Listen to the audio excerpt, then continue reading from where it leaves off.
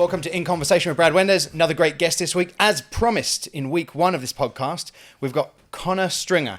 Now, the man should need no introduction, but here he is. Connor, who are you? Hello, What do you do? How are we doing? Thank you very much for having me, Brad, on the pod, mate. That's all right. That's all right. So what do you do?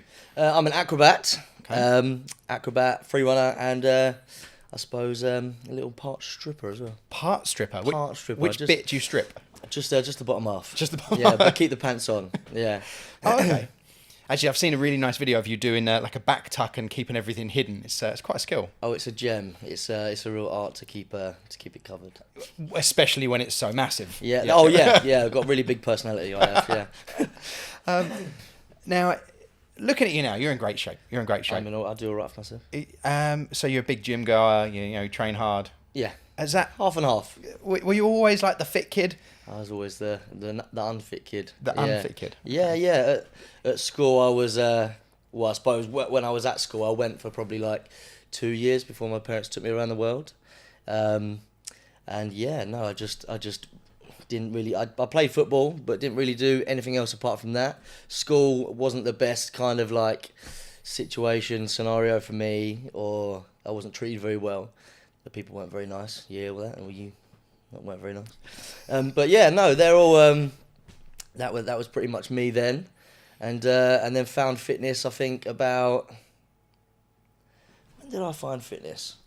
I think I was probably about 21. I'd say maybe. Well, they ended up starting off doing like a little bit of calisthenics and some body weight work and things like that, and it went really well with my training, and then just elevated from there. Wow. So Yeah. let's take a jump back for a minute. Like, in school, what is it you wanted to do? Do you have any like goals, aspirations when you were a kid? I wanted to be a footballer. Okay. Yeah, I wanted to play football. So I played football for 12 years. I think about 12 years anyway. I stopped when I was like 17, 18 when I found free running. But apart from that, I was at the Tottenham Academy for a bit, like 3 years when I was like younger. Wow. Yeah, did some of that. Did all the soccer camps and the Adidas schools, and my parents put me through all that kind of stuff. But I always thought I was going to be a footballer, but I was probably never good enough. I didn't like it enough, and I fell in love with the celebration more than I fell in love with the actually like scoring the goal. Yeah, I bet you'd be a good celebrator now. You should be like the stunt Yeah. celebrator. Some of the professional footballer scores, you run on. Well, to be fair, I did that on the basketball and the Lakers game, which obviously we'll probably move on to that later on in the pod. That was for Cirque. Oh, so you did at least get some sports, like proper traditional sports in there. I think so. Yeah, I did. As I was performing once, I did a tumble from. We did like a little halftime NBA show. I tumbled from one side of the court to the other, and as I hit the last back tuck, as I landed on the ground, my trousers fell down, and I literally just looked down and just went like that, put my hands in the air, and everyone went, "Whee!" And that's the start of your stripping And career. that was the start of my stripping career. Yeah. It's funny, like I remember the first time I was ever paid to do like acrobatic stuff, and Yeah. and it's like me and Gav, old friend Gav. Shout out Gavin DeBoo. Shout out Gavin Little DeBoos. man.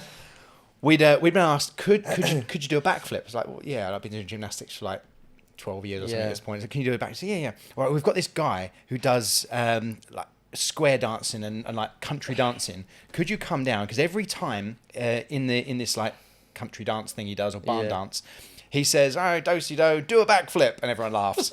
He's like, so we want a couple of people to actually do a backflip when he Yeah. says it, because he was retiring. So we did it, and we got 20 quid each. 20 quid each for going 20 and doing quid, this. still 20 quid, Brad. 20 quid is 20 Yeah, quid. And, remember that. And I was, I mean, we were under 21 at that point, and that was the first time. So do you remember the first time you ever like got paid to do something you love?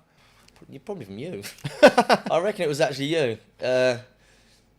I don't know. Thinking back really hard, I think because you obviously kind of entered our free running career at the start of it, and I think you kind of kick-started off what it would be like for us to get paid for work.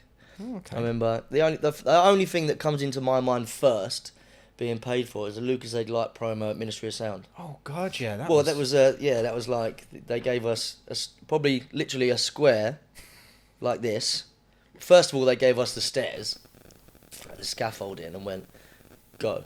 And we were like, "What?" Like, and obviously not being the kind of athletes and stuff we are now, we'd be like, "That's so unacceptable. You've given us some stairs.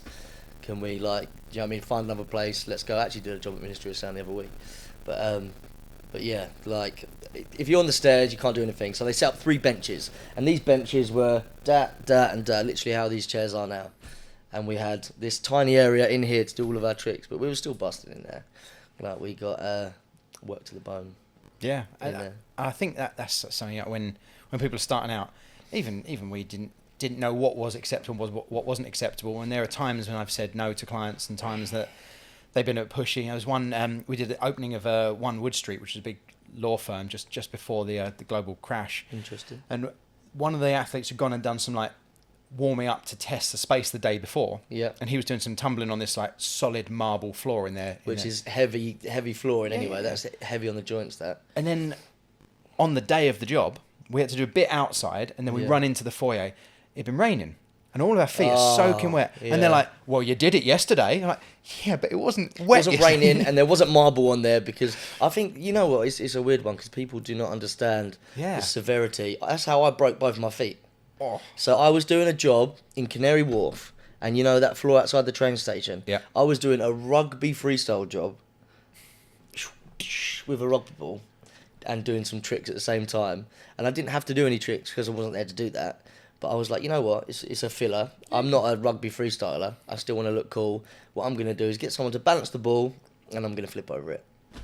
As soon as I come in and block for my side flip, I'd literally block too hard, came up, came down, both feet, bosh. Oh. Yeah, and that was when I started my career at Aldi. I think I worked there for about 6 weeks after that. Or can you do a wall flip off a window? Yeah. Okay, it's just been raining. No. Yeah. Well, I think that'd be perfect. Yeah. I'd say, but that'd be No. Yeah, no, not good at all. But I don't think people understand the complications that comes around checking your equipment and checking services. No, and I think that's something that's important when you're sending young performers out. Something I've learned is when you've got young guys who are a bit green, we send them out. It's always you've got to send someone with them, someone that can do that, have that conversation with the client. Like when the client's like, "Oh, we need you to like, don't do this, don't do that, don't touch that. Can you do it on that?" And they might say yes or I don't know. Like, yeah, you have to know what you're willing to do and not to do. Because if a client's asking you to do something, 9 times out of 10, when you're younger, you go, "Yeah, I'll do that. I'll figure it out," or "Yes, I can." I think even though, like, going back to that Ministry of Sound one, I think even we were walking up and down the stairs on our hands and doing like flags on the stairs because you just aim to please. Yeah. Which obviously isn't a bad thing for anyone listening. So I think that's probably the beauty of like free running parkour performers and break dancers to an extent. Like they're really versatile and they can kind of do their thing wherever. Yeah, I think for me it was a weird transition. Get that. Bosh, have some of that. It's a bit like Jackie Chan. No, it was a weird transition for me going from free running because free running to kind of like a floor-based acrobat as what I am now solely came from someone getting to a job and them going, there you go, there's your floor, and I'm going, I can't do a Kong, I can't do a speed vault, I can't do a dash, I can't do anything, I can't jump, there's no precisions, there's no walls, I can't jump to it, what can I do? There's just a floor. So my skills, my repertoire came from literally just someone going, there's your floor, do your thing. So that's how Connor Stringer developed into, just being bouncy. Yeah, I've heard people similar stories that have gone into like hand balance or break dance. Yeah. So that when you turn up on a job and you're like, oh, what can you do? Like, well, what have you got for us? Yeah, because there's little space. Yeah. Yeah, it's really difficult. Yeah. The industry's a funny one, as you know. It's been a funny few years. So, all right, how did you first get into parkour? What got you into that? I think, you know what, it was my cousin, actually. I was working at Wilkinson's at the time. I was probably, I don't know, 17, I'd say. And I hated it. And I hated school, obviously. And my cousin Indy, shout out Indy, took me to a free running class, and it was on like every Wednesday. It was called Soul Runner. With Andy England. Yeah, remember that? Yeah. So Soul Runner was there every Wednesday, and you could do it for 1 hour. And I went there, and I absolutely fucking loved it, and it was wicked. I went home and I said to my mum, I said, check this out, got a duvet, put it next to the trampoline, stood on the bar, did a backflip off the bar on the trampoline. I was like, look what I learnt in my first day kind of thing, this is wicked. And then I had to wait a whole other week to do it. I had to wait an hour to do the whole thing. So I'm sitting at this how'd you do it again? Tills or something. Sitting at the till, beep, all this stuff. And I'm looking at the clock and I'm going, it's like 5:30 or something. Like, I've got to catch my bus in, I don't know, 10 minutes to make the class, or I'm going to have to wait another week to do it. And so I just thought, oh, fuck this, I'm gone. Just got up and left the till. Like, as I was serving someone. Just went, got my bag, got straight on the bus, and rang her up and was like, yo, I quit. Like, I don't like this at all. This is awful. It's not for me. Wow. I remember being on the bus and having a real heightened sense of emotion, because I was like, oh my God, I've just left this job. Like, I feel really sorry for her, but I was like, nah, she's only a manager. She doesn't own it. Yeah. This is what you want to do. This is, you like it. I had a strong sense of pull, like a gravitational pull towards me doing this specific. I didn't even know what it was at the time, so I'm not going to call it anything. This specific movement, just do stuff, and it just made me happy, and I hadn't been happy in like so many years, like through all my experiences at like 2 different schools and like with other kids and all that kind of stuff. Like, just, I don't know, it was one of them things that made me feel like I fit in somewhere, and I didn't know anyone either, so I made like a whole like bunch of new different friends, or like people who I like to like train with, and then that was it. We just did it every week. And on that, did you know those guys before you went to Soul Runner, before you got into Didn't class? know anyone at all, no. Did not know anyone. The guys you end up training with and doing videos with, who were they? Tell me a bit about those. This one kid, he's a right fucking dickhead. Probably my best friend Alex. He's a right wanker. We clicked from the absolute start. I think it was for my ability today. Like, it was he was a core driving force for that, because all we did was train together. All we did was train. We eat, breathed, and slept. Fucking training. My brain did the same thing.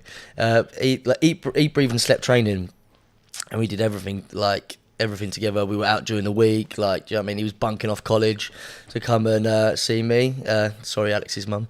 But yeah, he was bunking off college. Come see me.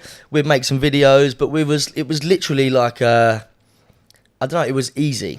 Do you know what I mean? You can be with someone day in, day out, no arguments, no bullshit. So much easier than having a girlfriend, having a boyfriend, isn't it? So, like, if you go to like a certain spot to do a certain trick or whatever, if you were doing it in your video, you'd say into your mind, okay, he's going to go there. Do I want to do anything there as well? And we'd both be like helping each other push. Or sometimes we'd go to a different spot with each other to just help each other film like a clip. So you had to be like an emotional support as well as like a physical support as well. And I mean, I spend a lot of time with Alex now, so I know he's a decent guy. I mean, he's sitting over there, so we've got to say nice things about him. Hello, mate. Hey, Alex.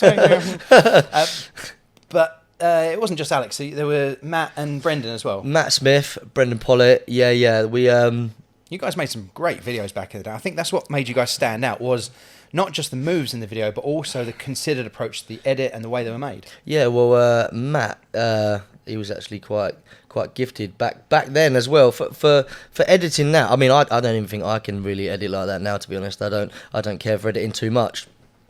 I'm more of a put some raw clips on and go, but there was a certain creativity behind it that when it was done really correctly and done really well, like Matt did. Like, I mean, Matt did all of our graphics for our DTM free run site.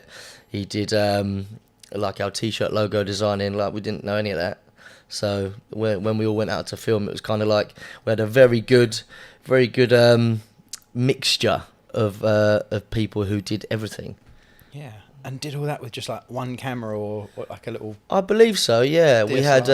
I do remember one name pops to mind. There was a Sony Exati or something with a Yamsang lens or something. It's a fucking fisheye. It was this big bastard thing that was like this big. I think I still got it at home. Yeah. I just haven't got the Canon for it. Canon 350D. Yeah. One of them. I mean, when that first came out, my dad bought me it, and that was like a pinnacle with the camera, the screen that come out and it flipped round so you could fucking put it in there, and it was like, it was wicked.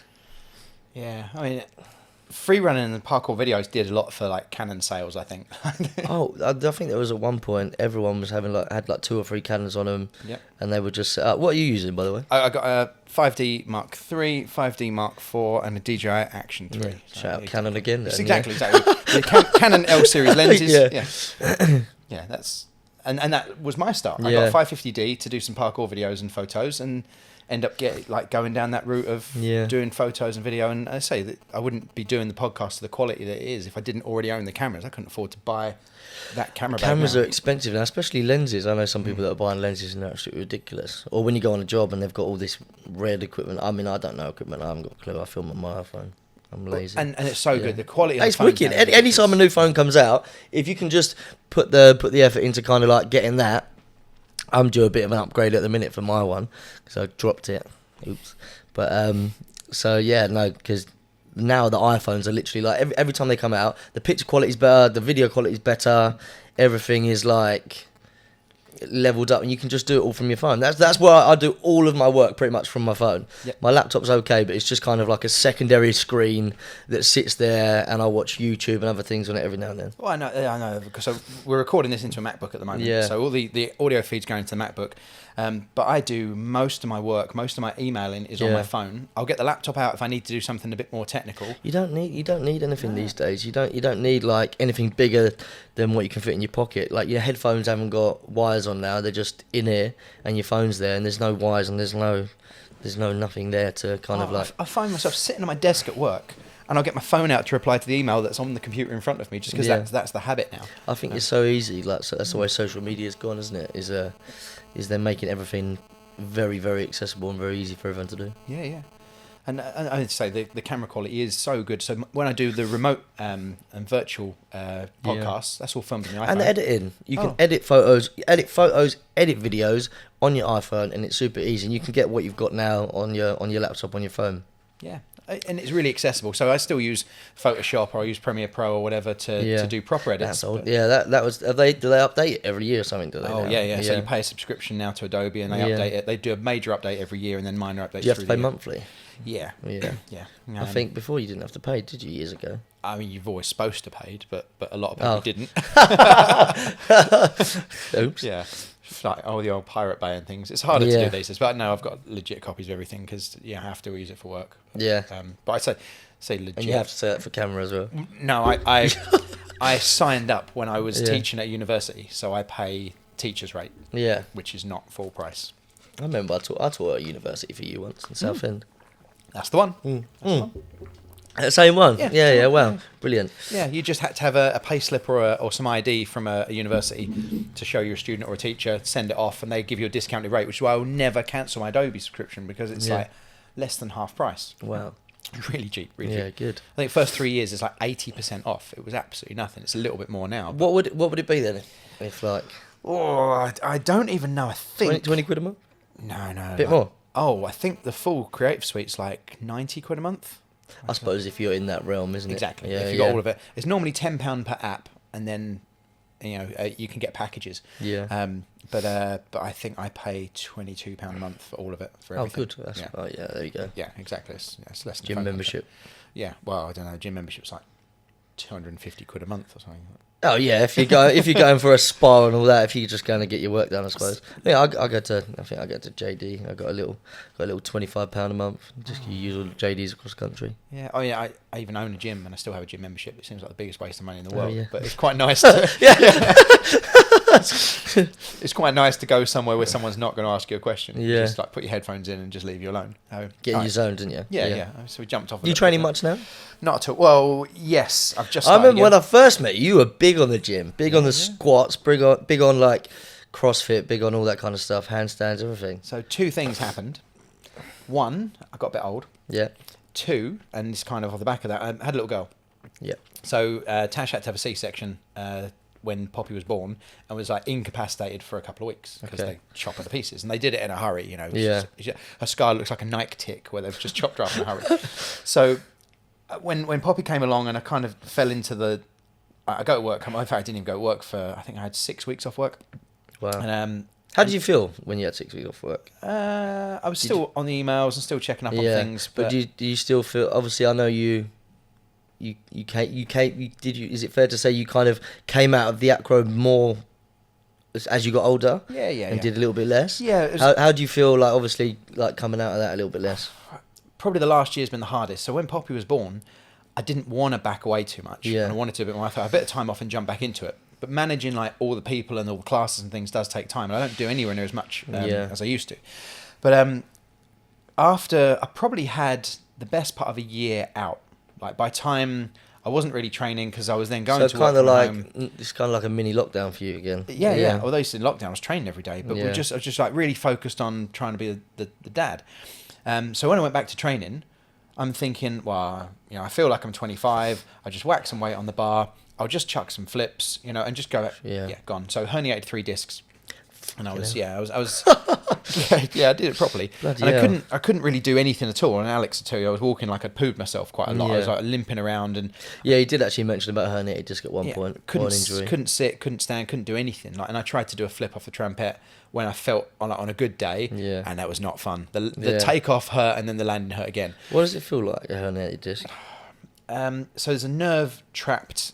So the discs between your vertebrae have bulged. So the bottom one is the one that's the worst for me. And it's bulging out, and the soft bit is pressing on the nerves. Does it feel like any chance that you missed the last step on the stairs in the dark?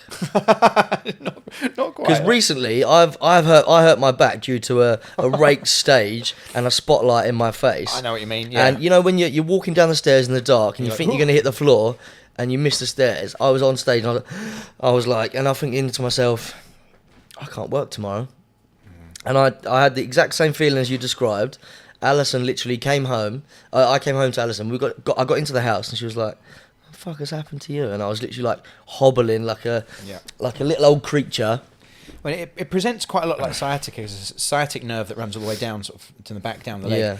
Yeah. That's what was pinched for me. So I was getting pain like most of the way down my leg, all the way down to, in fact, the bottom of my foot when it was at its worst. Yeah. And then as it was healing, it kind of works its way up, and I still get a bit in my hamstring, a bit in my glute.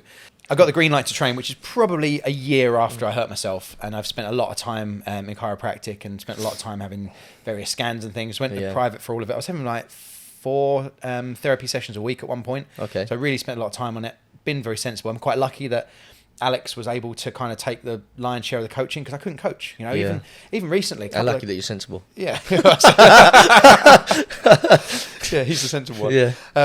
But I mean, I taught 3 classes back to back a couple of Saturdays ago. I was knackered. I had to go home and go to bed. I'm absolutely blitzed because I hadn't do anything. And obviously you've got to take care of Poppy, so when you go home, there's extra. Yeah, and whether you like it or not, she gets up in the morning, comes and wakes you up. I'm fortunate she wakes up at sort of 8, half 8 in the morning. She's not a like 5 or 6 a.m. girl. Yeah.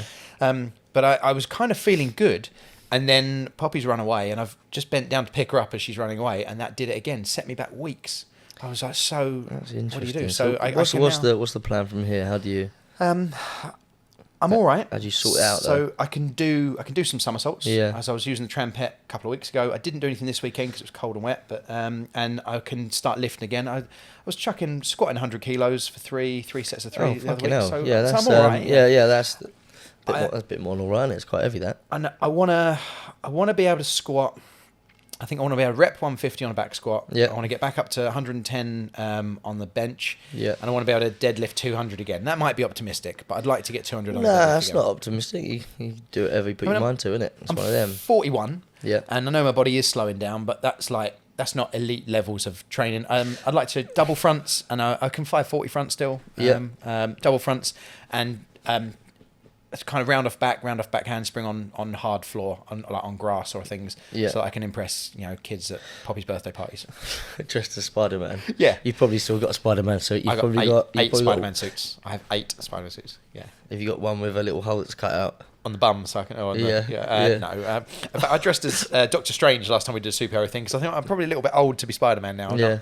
No, you never talked to be Spider-Man. Well, Marvel did the new Ultimates universe. They've gone in and Spider-Man is like old with a family, and when he gets his powers, I'm like, hey, that appeals to me. Sorry, Spider-Man fans, I've not seen that. Sorry, Marvel fans, should I say? I've not seen it. I have to be introduced to all that stuff. That's the new comic book run. So, all right, I mean, I'm gonna jump way back in time now. Way back in time. You dropped a bomb right at the beginning of this conversation. You said your parents took you around the world. Yeah. Tell me about that. I don't really know the whole story behind it, but we sold the house. And my parents took me to Thailand, Fiji, Hawaii, America, New Zealand, Australia. How old were you? New York. I was like 13. Wow. Yeah. So, and spent literally like 2 or 3 months in each place. Like Thailand, we travelled like from top to bottom and did a load of island hopping. So we did like, I don't know, 10 islands, North Island, South Island, same thing with through Singapore, through to Malaysia. I'm not really sure how my mum did it. It's probably questions that I should have asked being older, but they did it in a route kind of where it led from, I don't know, I don't even know the world map. I'm really rubbish with geography. I'll just get on the plane. Literally like, I don't know, Thailand, Singapore, Australia, Fiji, New Zealand, Hawaii, America. Do you know what I mean? Like something like that.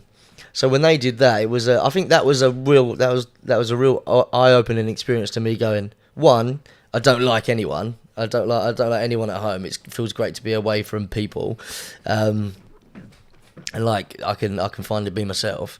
And then two, it was like it was free. I could pretty much like do what I wanted. I didn't have to do school. Shout out mum and dad for that. Fucking hell, Jesus Christ. That was no. I didn't have to do school. Didn't have to. But I was the experience that you got from that. Now, again, like I'd put that. There's probably a few like my ADHD will like but there's a few that I would put in with that. So it'll be like the experiences going around the world, the experiences like meeting friends like Alex. Like experiences like having Alison as my girlfriend, that kind of thing, I see as like things that people in school don't teach you. Like in school they don't teach you to pour a pint. They don't teach you to do your taxes. They don't like, do you know what I mean? Anything like that. Anything that's relevant. Like I kind of learn a little bit more of what it's like to be in the real world from travelling. You know, my parents would be like, go in that hotel today and book us a room. Take your sister with you. Do you know what I mean? I was like 13 and Chloe come in and we'd be like, can we have a room? We're looking for 3 people, 4 people, adults. Do you know what I mean? All that kind of stuff. So we'd try and like ask the lady how much it is and we'd try and learn life skills. Yeah. And I think that's really important now because all kids know how to do today is be bloody offended. Well, don't they? They're so touchy. Like funny, I had this conversation on a podcast a couple of weeks ago about, you know, in making safe spaces, have we made things too safe? You know, you need a bit of resilience. You need, and I say don't advocate for hurting anyone, but you can't have everything put on a plate for you. Or you're never gonna know how to stand on your own 2 feet. Yeah, it's really difficult with learning how to life. And you're right, school doesn't teach you to. Why isn't there a lesson in school that teaches you about taxes? What and credit cards and this kind of thing? Do you know what I mean? Bloody credit cards. Yeah, we should. We should write this. We should get a couple. Yeah. Well, don't get any more credit cards. Jesus, no more credit cards. Yeah. But when did you come back? So was it 2 years? You say, or? No, I think we went for about a year and a half. Come back, and then I went so I went from one school into a year and a half, and then went into another school. Awful, great, awful. So, and then tried to do homeschooling. And what I did was wake up at midnight, 2 a.m, go downstairs, do my maths exam, so I could wake up at midday or whatever. Do you know what I mean? I was like, I'm fucking knackered. I was like, I'm so tired. Like the life at school has completely drained it out of me. Everyone's horrible. Like I want to do my maths test in peace and wake up so I can go on my trampoline or do something like that. I was only about 16, 17. And then that's obviously at the end of homeschooling when I found free running. So I was like, this is wicked. This is such a different kind of way of learning. That makes sense. And you know, it's physical, not mental. Yeah, absolutely. And I think there's got to be something for that. People put a lot of weight on, you know, having to sit down and be able to do a 9 to 5, that kind of thing. And it's not for everyone. It's not for everyone at all. No, I don't know how people do it now. I haven't had another job for years now, and I've just bought a house. And it's paid for by backflips. So that's the same as yourself. 2 houses that are paid for by backflips. It's a weird feeling. Yeah, so following your dreams has bought your house. And yes, 100%. And you went to 2 schools, homeschool, went travelling. You were not academic, is that fair to say? Like you weren't... You know what? Not that you weren't intelligent, but... No, yeah, I know what you're saying. It's, you know what, I think, to be fair, I enjoyed the lessons I enjoyed. I tell you what I was good at. I was good at drama. I was really good at drama, and that was one lesson that I excelled at. I think because it was obviously not like a formal. I don't know. Even now, like sitting down is like feels difficult. But I've always been that way. I've always been a fidget, and I've always found it difficult to sit still unless it's something that really gets me, or if it's something that I like. If it's something that's like calming. I remember I'd go to like 2 different maths lessons. If I had one teacher, I'd sit still, and if I had one teacher, I just wouldn't go. Yeah. Do you know what I mean? I'd go and smoke in toilets or hang around with people that didn't like me, or I don't know, whatever it was. It was one of them. But it's got to be something that interests you, like, and that's a lot of people say about ADHD and hyperfocus. You can concentrate, like you could stand there and train a move all night because it's what you want to do. That is literally how I learn. I've got a I've got a get up and go attitude with like a no give up like response. Like no matter how many times I hit the ground, like I'll keep going. I've hit rock bottom a few times in life, like actual rock bottom, and like I've managed to climb back up. It's one of them things that Connor Stringer has that he just doesn't. You can't kill him. Good. You can't kill him. So what were some of those things? What was it that would you make you feel down? Like what kind of things in your life? Financial or injury or? Oh, just everything. Financial, injury, school. Do you know what I mean? It's all these kind of factors of not being able to figure out who you are, like as a person, and going down a few different routes in life. Being in your 20s where you think things are kind of acceptable and they spiral out of control, and do you know what I mean? Or just all things like that. Like it's anything and everything in life. Anything and everything in life. I think there's a way to do things, and we're even though we do things in that certain way, we are meant to learn from those mistakes. Like everyone deserves a second chance. Everyone deserves to learn from things that they've done, whether it be there's things that really piss me off now that I go, I definitely should have done that trick back on that wall back in whenever I do. I thought about it the other day. I said to myself, I'm really hard up on myself because I should have done that fucking trick or something back then. Or I told myself I wish I'd pushed myself harder to do some more tricks outside on the concrete, or do you know what I mean? Like round off triple twist comes to mind because I can round off double twist on concrete so easy. My brain's like, why haven't you done a round off triple? Like, do you know what I mean? Like, so I feel like I have some untapped potential that I haven't used, which really gets under my skin. But it's trying to constantly find out how to tap into that second part of your mental side of it. I think part of me now goes, don't get injured for work because you have a mortgage. And the other part of me goes, oh, you probably should have done that, mate. Like you probably should have been able to had a second chance at doing those tricks. Like I don't feel fulfilled. Yeah. Do you know? Does that make sense? Because you always feel like you can push yourself further, and then when you're doing it and when it's done, you're like, oh, that was easy. Because it's a fear, and that's why trying to cross the mental side of it is always hard. And sometimes even now I go, I still haven't tapped that. I feel like I'm only on 50%. Yeah, but as you say, as you get older, your responsibilities are there because when you're a kid living at home, if you injure yourself, it hurts, and it heals quick, mate. Yeah, it does heal quick. You bounce back.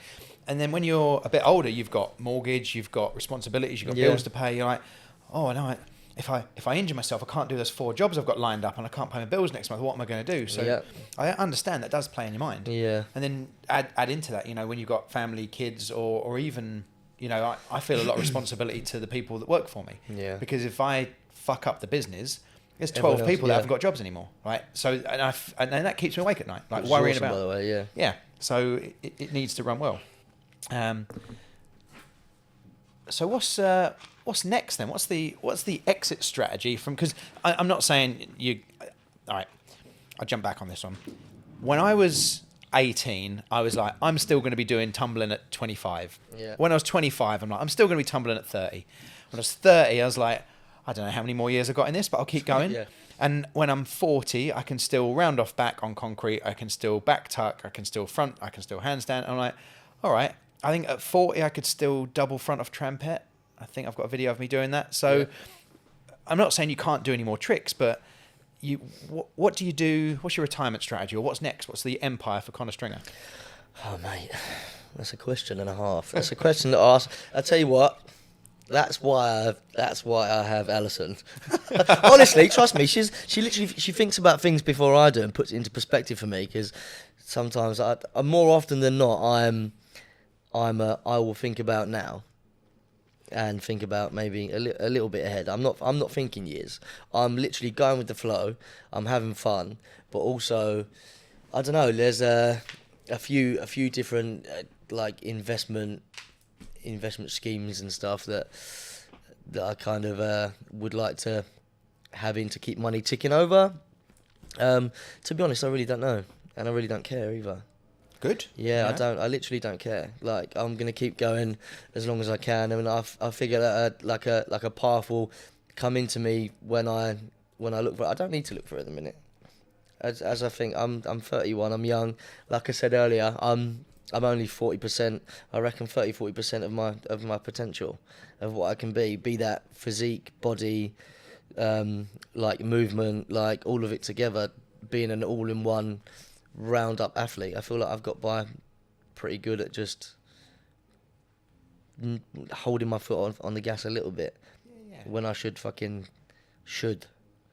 be in the key word there. I should put it down and go get your fucking shit in gear, but you know, it's one of them where you go, you've got just enough and you're doing all right. Yeah, I know from personal experience, I find that when the shit hits the fan and when you're like, I don't know where the money's coming from this month. Yeah. You work your ass off and the money just appears. You just make it happen. Yeah, the hustle. When you're there, when you've like, you got a bit of money in the bank, you're like, oh, I'm going to go out to dinner a few times. You know, I'll have a couple of days off. And I find that I probably used to do this a bit more, where I'd be like, work really hard. Okay, I'm all right. Okay, I'm going to back right off. Yeah. And now it's a little bit more flat. Like I work harder when I need to. And then like at the moment, we're flat out because we've got so much to do. And I'm hoping that we're going to get a break later in the year, like after the summer rush is done, then we'll get a bit, like maybe a week off. Holiday. I think August is a little bit quieter. Yeah. August is a little bit quieter for work for me, so I get a little bit of time with them. But normally, I just try and keep myself all systems go. There's normally like 3 or 4 jobs on a Saturday. And, you know, we've got Wednesday, Thursday, Friday.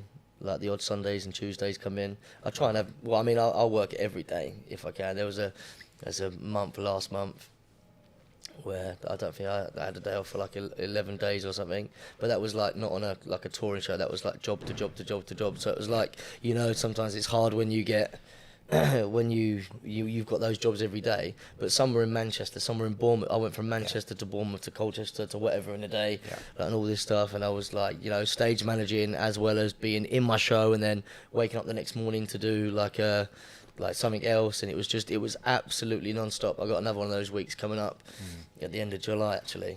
I don't miss that, actually. You know, I think people that... What don't you miss about it? Because I fucking love it. I actually love it. The more busy I am, like, that's what I was saying to myself earlier. I think one thing I'll go back on is that I said about me, like, kind of like, not putting my foot on the gas too much. I work fucking hard, like, and I think sometimes I don't give myself enough credit as to how hard I'm working, because I'm a hustler.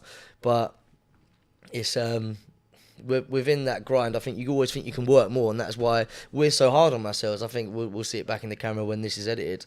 Yeah, I'll look at it and I'll go, why the fuck did I say that about myself? And then I'll go, and then everyone go, well, you work so hard, and I go, well, I'm not working hard enough. What am I doing wrong? So you're constantly trying to better yourself and kind of like put yourself in a position where... Yeah, it's not that I don't miss working hard. Like I really enjoyed those days where you wake up at 3 o'clock in the morning, you've got to go grab a plane and you've got to go somewhere and you've got to do this thing, then fly back that night. Like I really don't... I miss that. That was great fun. I don't really getting around the world. But what I don't miss are those times because you've got no control over your schedule. You take the work, you don't take the work, and like there were times, literally it. Yeah. Take it or don't take it. This is the fee. This isn't the fee, and then you have to decide all that for yourself. Like 14 or 16 days on the trot. Now, anyone who's got a regular job or does it 14 days without a break is hard. Yeah. What if you're doing something different every day? You've got to learn new choreography. You've got to do a different show. You've got to drive to a different place. You're with different people. It's hard. It's taxing. You know, even that meeting new people and talking to them, it drains you. So you do a 14 days straight where you've done a different job every day or 2 jobs a day. Yeah. You are destroyed, wrecked. And you have a bit of recovery. What is it you do to look after your brain and your body? Oh, well, for my brain and my body, I literally try and just give myself downtime. I try and make sure that I spend some time with my girlfriend. I wake up and do the things that I want to do in my home. I take myself out. I take myself out for some food. I try and do things that I enjoy. If I'm honest, I don't actually have much time to myself. And when I do, I just like to try and relax. Like, more often than not, I'm either working or booking work in, or recovering for 1 or 2 days at home, just plotting around getting the things I need to do done at home. I remember I went on holiday in January, took myself away in January. My girlfriend for 3.5 weeks or 3 weeks or something, went to Thailand. That was nice. And then I'll have a little staycation in August. But apart from that, I think it's just you use your couple of days off that you have to just recharge. You recharge your batteries. You have your baths and you relax, and you do you know what I mean. You do everything you need to do as an adult around your place as well. So I used to feel a bit anxious about booking holidays when I was like freelance. I'm literally there, bro. I'm literally so there with holidays. You book a holiday anytime. And you're like, what if a job comes up? Yeah, because you got like, if you got your day rate, and then you go, oh, that's like what? Your brain goes, that's 2-3 weeks off your day rate, and you go, oh fuck, that's some good money right there. Do you know what I mean? Because it's not just the cost of the holiday; it's how much it costs you in time off, like, but not working. Or if someone says to you, "Are you available?" You go, "No." They might never use you again. So it's stuff like that gets in your head, and I think it's so. Perfect example, right? I went from being in Forbidden Nights, Sexy Circus, to being on Cirque du Soleil stage doing hoop diving. Yeah, so I've been part of this tour, not taking any other work in the UK because I'm doing this, and then I went to Cirque du Soleil for a year or whatever, come back, did this for a bit, went back, did this for a bit, went back. Where's all these other middle people, all these contacts that I had not made? And it wasn't only until, like, probably I'd say 2 years ago, Brad, that I was like, fuck this, like, I need to sack everyone off for a bit, or not sack everyone off, but do you know what I mean? I need to push everyone to the side and go, I need to just say hello to everyone and see what's what, and then that's you know what I mean? Like, a year later, I got a house. But that networking, that contacts are so important, and I know what you mean. Like, when someone offers you a job, even if the rate is like borderline, you're like, but I don't want them to use someone else because they'll use that person in the future. Or there's a time I broke my ankle and my agent was offering me jobs, and I was like, I'm already booked that day. I didn't dare tell him that I broke my ankle because he's not going to phone me. You take you off the books. Yeah. And these are like real worries. I mean, when you're a bit more established like you are, you've got a good network of people, you've got work coming in, and you're busy. But for people that haven't been in it for as long, or someone, like you say, has gone away and done a Cirque and come back, and you've got to build that network again, it is hard. I think that's been what's difficult with it as well. But I suppose learning how to hustle and grind, and like in that kind of sense. Like I said, I'm not academic. I know how to put myself out there, and I know how to say to someone, yo, this is me.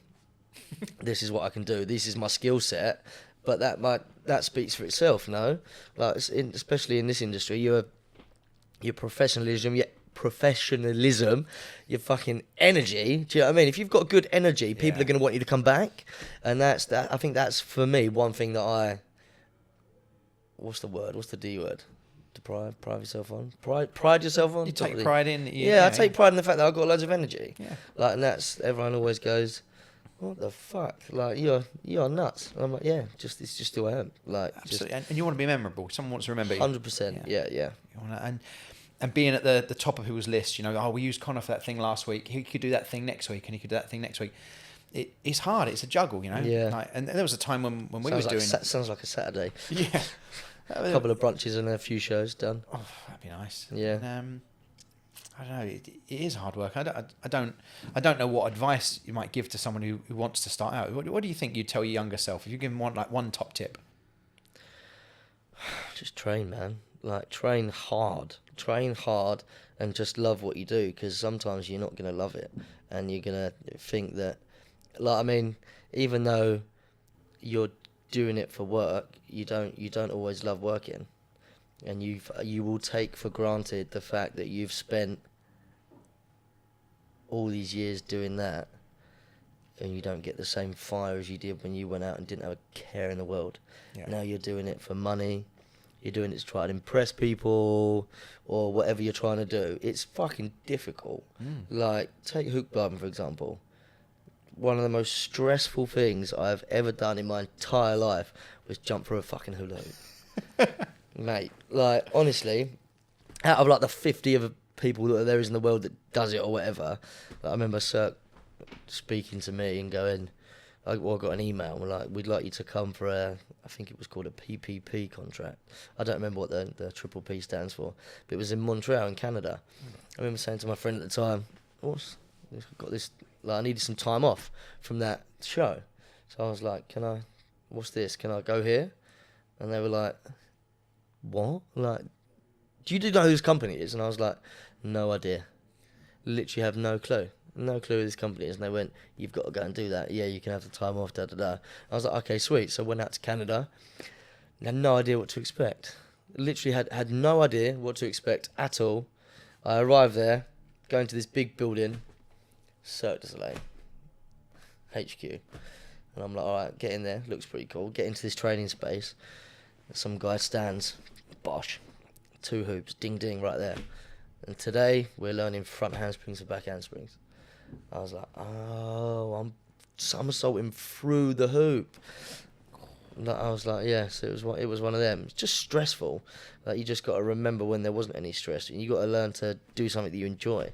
How did they get hold of you in the first place? Like Cirque du Soleil. How did they find Con Stringer? It's a funny story, actually. A friend of mine from Forbidden Nights, he's the owner. He took me to someone's birthday party once, and we were all having a conversation. And I remember showing my video to someone who was part of Cirque du Soleil. Right. And I mean, it might have been the kick-off, it might not have been, but he was like, oh, you got to check out this guy. And I'm there going, oh, fucking hell, like, thinking in my head, like, he doesn't have to check my videos. Like, half yes and half no. Like, I don't know who he is, but he's like, oh, he's part of Cirque du Soleil, kind of show him your stuff. And I was like, oh, okay, like, do you know what I mean? At the time, I think there was a birthday party on, no one really cared, so it was like, oh, okay, I'll take your phone, da-da-da. And by the end of it, this guy was like, how the hell are you not with this company? Like, I've not heard of you, I've not done da-da-da. But obviously, to me, it was just, I just put out these clips on YouTube or Instagram, whatever, me being a little powerhouse at that time as well. Mm-hmm. I mean, now it's a very different story because kids are absolutely incredible. But yeah, at that point, I was, like, putting out all my power stuff, and then I didn't hear anything, and then about 8 months later, I got that email, and then went out there, and then went out for 3 months. There was me and like 4 or 5 other guys, and I think 3 of us did the presentation at the end, where we had to present I think we did like an 8-minute hoop diving act with 3 people. One, me and a guy called Luke Anderson from America. He was the only other free runner, apart from like to go there and do that at that point. Did you tour with the show? Did you actually take the contract? Yeah, so I did. I did the PPP, and then obviously we were all pretty hyped because at the end of it we were all thinking we're gonna get, like, do you know what I mean? Well, we could get a contract. This is how, like, this is a break or whatever. I've just, like, left everything at home. I've left this show. I don't know if I can go back to it. And I was out there for 6 weeks or something, and then come back. They just sent me home. Didn't hear anything, and then I got a call one day. Can you come out for 3 months next week, Monday? It was Thursday. And I was like, yeah, right. Had to leave it again. Do you know what I mean? Within the space of 4 or 5 days. But that's what I say to people as well. If you don't take risks like that in your life, you'll never know what that risk to reward ratio is, and what it means. Because I did that. I went for 3 months. I went away, and I was away for a year and a half. Come back. And then everything's changed. Everything changed, but then obviously joined another show again. I was lazy, didn't look anywhere else. But then I got a call again. Can you come out next week? And I was thinking, blooming heck, like, okay, this is what it is. And then went out there again. Do you know what I mean? Even longer time. You go, and then it's COVID. I think, was that the second time I come back to COVID? 2020. Where the bloody hell did I go? I don't remember. It was long now, but yeah, I did another long stint, and then yeah, it was COVID. But yeah, you have to take risks. What did you do as a performer during lockdown, during COVID, during that time? A lot of things I shouldn't have been doing, to be fair. No, lockdown was if I'm being honest, I don't actually know what to say about lockdown, other than it was probably one of the most difficult times of my life. My dad had COVID. He got put on an incubator. Jeez. Yeah. Woke up on my birthday. I tried to kill myself. Jesus. Yeah, 3 times. There was at the time my girlfriend left me, and I wasn't speaking to my parents, and I'd moved into a friend's garage, and I was sleeping in my car, and I had problems with a few other things, personally. But yeah, there was a time where I just, where are you in the world? You try and do what you like. I just had everything like stripped from me, and then the world was stripped, and then one by one my dad was stripped, and then my family got stripped, and it was all the world and me, and it was all just one big giant fuck up of what the hell is going on here. But that shit makes you strong. And that shit makes you in tune with your emotions as well, and you know how to handle certain things, sometimes bury certain things. But it's tough. It took a couple of years to get out of that. I'm sorry to hear that. Yeah. And it wasn't that long ago, we were only talking 4 years ago. Yeah. No, not long at all. But now you're in such a good place. You've got a house, you've got a great partner, you're busy. What do you think helped dig you out of that? Was it just you, or did you have other people around you? No, obviously I had obviously certain friends and family around that were helped me dig, but ultimately the spot that I was in, it's one of them things that everyone can give you the support that they can at the time for as much as they can, but you've got to do the digging. But did you tell anyone how you were feeling? Did you have any place to vent? Yeah. I had a loads of places. To be fair, it got the worst things got for me, or in the weird place that I was in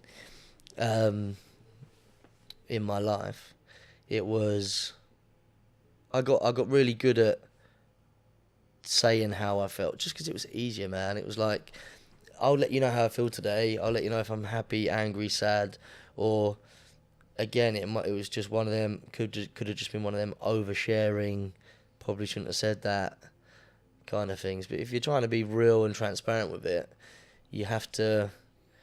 Yeah, it is a strange one. There's a lot of talk at the moment about men's mental health. It's supposed to be June is Men's Mental Health Month, and had a guy I was talking to last week, Dom Fenton, who wants to run events for men to have space to talk. It's great that you can openly talk about that kind of thing now. Yeah, I'm not too bothered anymore. You know what? It's hard talking about things like that. Certain things I'll miss out, certain things I won't. Yeah. It's your story. Yeah, but there's I've lived a life. And I have many crazy stories in the bank, and many things that have happened, and it's just with that, I'd say it's important for people to share. It's important for you to talk about it. When you're trying to hide who you are. I can't sit here and be like, nothing bad's ever happened to me. Do you know what I mean? Because that's not real life. When people go, you shouldn't have said that on here, or you shouldn't do this and that and other. It's just it's people go through shit every day, and you don't know what's going on behind closed doors. You never know. I'll say that this happened to me a few years ago. It took me 2 years to get out of that, so that's 2 years I've been good. 2 years I've been good, in my head, mentally. No, probably less. Probably a few months. Do you know what I mean? Really physically, feeling like you're on your shit in your head. But that's the thing, it can take you years. But just because you're in and out of one thing doesn't mean you can be in and out of another. No. You can still have your shit on track while going through some other shit. Do you know what I mean? Yeah. And that's what I was doing. I was keeping my life on track and doing this while trying to just steadily. And I learnt to obviously be, what's it called? Not dependent on your support system, but you learn to take in what everyone says. Yeah. Because they read from the outside room, but also you could so I suppose not to be too defensive and be more self-aware. Yeah, but it is hard when you've got a mountain of shit on you. It's really hard to take a step back and look at it. And you need those people outside saying, well, how about this? And you're working too hard, or you're not giving yourself enough time, or you're not going to the gym enough. You're not doing this. You're not eating well. You're not smiling. You don't watch TV. You don't go out for walks. Well, whatever it is, you're not doing anything you like doing.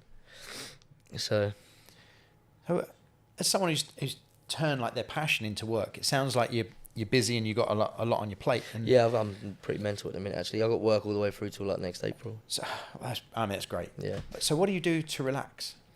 I think we spoke about this. I think we spoke about this in the at the start of the pod. I just try and wind down and get ready for the recharge. Like, there's certain things that I like to do, but again, I'm scared of going on holiday. Yeah. Like, I could go on holiday tomorrow if I wanted, but there's fly again, little fucker. But it's one of them. Like, I do genuinely get scared. It scares me to go on holiday, but to take a little bit of time off. Like for us, we'll go for a spot of lunch after this, mate. That's perfect for me. A little hangout with the boys, like just sets me up. And also, like, the way I've created my home and the way that I want to continue creating it, and my living space is that I don't. When I come home to rest for a day, and you go out, do your food shop, do your meal prep, so you can take it to work, and you've got to tidy up, and you've got to do all the adult things. When you haven't got much of a gap in between, you go to the gym. You're just doing what you're doing anyway. You just try and relax and unwind. At the minute, I'm watching Dexter. Love it. Love Dexter. Yeah. Love a good shout out Dexter, bro. He's a cool dude. So I've literally just restarted watching all that all over again, and I can as you said, hyper focused on it. I'm just chilling, sitting there, watching a bit of Dexter. That's me chilling at the minute. A bit of Dexter, and I'll make myself a nice dinner. I'm a really good cook, so I'll make dinner for me and the woman. And do you know what I mean? Like, I love hoovering as well. Like, hoovering. But Love hoovering. Bro, I love it. It's so good. Literally, first thing I do, I wake up in the morning, put my coffee on in my kitchen, and just hoover.